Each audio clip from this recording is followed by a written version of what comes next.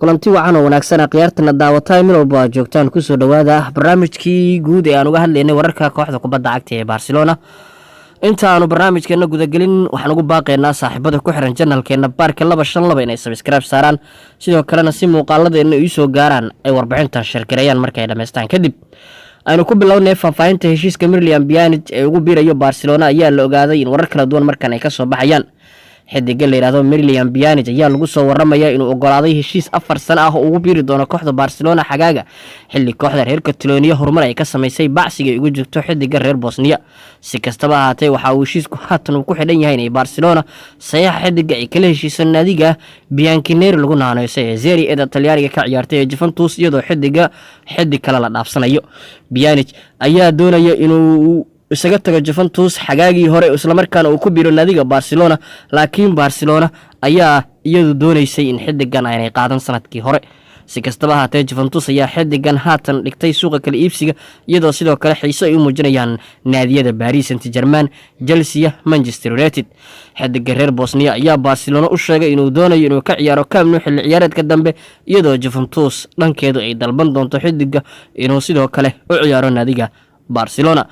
waxaase xusid mudan in naadiga Serie A ka ciyaartay ee Juventus ay doonayso in ciyaaryahankan haddii Barcelona uu aadayo ay bedel kaga dhigtaan ciyaaryahanka Arthur Melo leeyahay ee reer Brazil kaasoo iyadu Barcelona ay ka soo iibsatay 2 xilli ciyaareed ka hor dhanka iyo Brazil. waxaana xusid mudan in heshiiskaas uu noqon karo mid isdhaafsi ah oo Juventus ay soo bandhigi doonto oo ay ku doonayso in xidigeeda Merilian Pjanic ay dhaafsadaan daayarka naadiga Barcelona qadka dhexe kaga ciyaaray Arthur Melo kaasoo isagu bandhig wanaagsan ku qaatay garoonka Camp Nou tan iyo markii uu ku soo biray. waxaana dhabarjab ay ku noqon doontaa Merilian Pjanic oo ahaan ku sii dhow da'da 30-meeyada in Arthur Melo da'da 20-meeyada ilaa 25-meeyada wali u dhaxeeya uu sanado badan ciyaari karana Barcelona dhabarjab ay ku noqon karto in xidiga looga bedesho.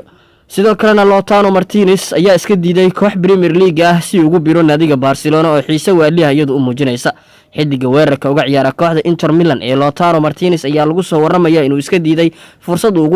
ugu biiri lahaa kooxda Manchester United si uu ugu biiro kooxda Barcelona xagaaga. Red Devils ayaa la filayaa inay weeraryahan cusub u dhaqaaqdo suuqa kala iibsiga xagaaga waxaana jira warar sheegaya in tartan ay ugu jirto saxiixa xidiga kooxda Inter Milan ee xulka qaranka Argentina ee Lautaro Martinez. wargeyska Sport ayaa sheegay in kooxda Manchester United diyaar u ahayd inay miiska saarto lacag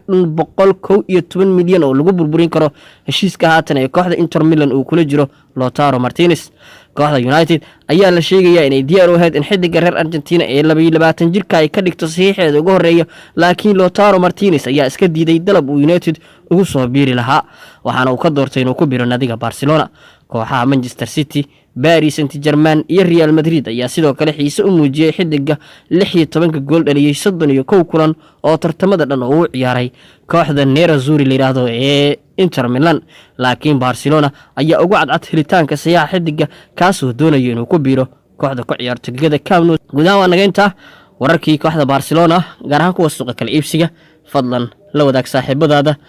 oo u sheer gare si ay u helaan warbixintan.